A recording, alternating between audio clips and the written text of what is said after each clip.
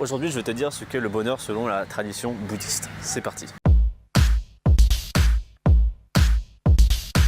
Je dis bien tradition et non religion parce que le but ce n'est pas de vous convertir au bouddhisme mais justement simplement de vous donner des idées, encore une fois, comme je le fais tout le temps. Voilà. Après, tous ceux qui méditent un peu sont un petit peu plus ou moins pratiquants bouddhistes. Donc dans la tradition bouddhiste, il est dit que le mal, la souffrance, les malheurs qui nous arrivent sont liés à l'attachement qu'on a de nos désirs. Par exemple, si on désire une carrière, il y a quelque chose de périssable dans la carrière. Peut-être que ta carrière peut être une relation, ça peut être quelque chose de périssable. Les plaisirs éphémères comme le sexe, les drogues, l'alcool, c'est quelque chose qui sont encore une fois éphémères. Donc c'est dans l'attachement, dans le désir des choses que naît la souffrance, que naît le malheur. Et dans la tradition bouddhiste, le bonheur réside dans le détachement, dans l'acceptation que les choses sont éphémères et périssables, et donc dans le lâcher-prise. Et c'est quelque chose que je mets beaucoup en avant dans mes vidéos, sans vraiment mettre le terme lâcher-prise ou bonheur bouddhiste, etc. Même si j'en ai déjà un peu parlé de temps en temps.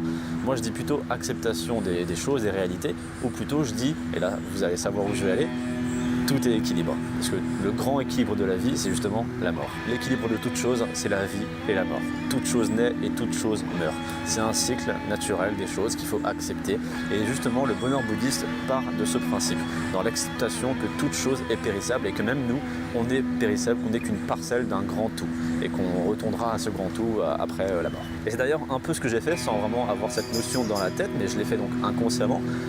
L'effet de détachement que je me suis lancé pendant 1 an grâce à mes défis. Donc il y a eu le détachement de la sexualité dans mon défi de 100 jours d'abstinence sexuelle, il y a eu le détachement de la viande animale avec mon défi végétarien, le détachement de tout ce qui est informatique avec l'abstinence d'ordinateur, le détachement de tout le monde matériel avec le voyage Toulouse-Paris à pied, il y a eu le détachement du reflet de l'image avec mon défi sans reflet, sans miroir, etc. Donc j'ai fait un gros travail de détachement pendant 1 an, et c'est peut-être pour ça maintenant que je suis en train de vous exposer ce genre d'idées, que je suis à fond sur tout équilibre, sur l'acceptation des souffrances, etc. Je pense que c'est quelque chose qui a vraiment pris une globalité, qui a vraiment pris un pan global dans ma vie, qui a pris une importance globale dans ma vie.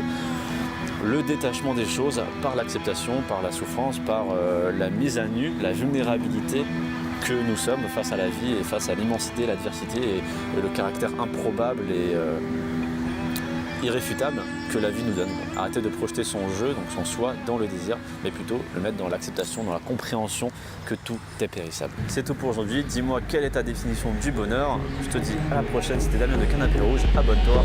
Tchuss. On est des conquérants.